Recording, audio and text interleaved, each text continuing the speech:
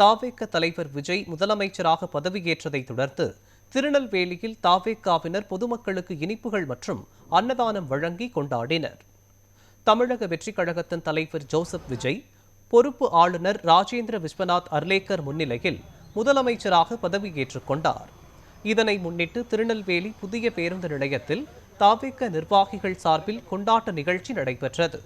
இதில் தமிழக வெற்றிக் கழக நிர்வாகி சத்தியநேசன் கலந்து கொண்டு பொதுமக்களுக்கு இனிப்பு மற்றும் அன்னதானம் வழங்கினார். நிகழ்ச்சியில் ஏராளமான கட்சி தொண்டர்கள் மற்றும் பொதுமக்கள் கலந்து கொண்டு கொண்டாடினர். இன்னைக்கு சட்டசபையில் பதவியேற்றிருக்கும் மாண்புமிகு தமிழ்நாடு முதல்வர் எங்கள் அண்ணன் எங்கள் தளபதி விஜய் அவர்களுக்கு மனமார்ந்த நல்வாழ்த்துக்கள்.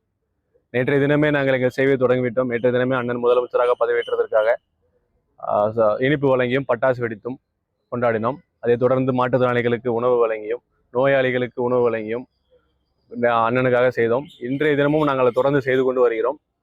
இனி வருங்காலங்களிலும் அண்ணன் வழியில் நாங்கள் நடப்போம். அண்ணனின் கொள்கை எங்களுக்கு ரொம்ப பிடிச்சது. பெண்களுக்காக சிங்கப்பெண் திட்டம் வழங்கியுள்ளார். அதுக்காக தான் கையெழுத்து எங்கள் அண்ணன் கையெழுத்து. அதுதான் எங்கள் அண்ணன் வந்து பெண்களுக்கு சேஃப்டினாலே எங்கள் அண்ணன் தான். இனி வருங்காலங்களில் பெண்களுக்கு முதன்மையான சேஃப்டி இருக்கும். அவங்க என்ன இடத்துலனாலும் வெளியில் போகிற அளவுக்கு எங்கள் அண்ணன் கொண்டு வந்துடுவாங்க.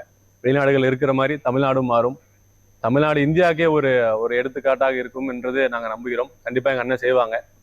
அதில் எந்த ஒரு மாற்றமும் இல்லை.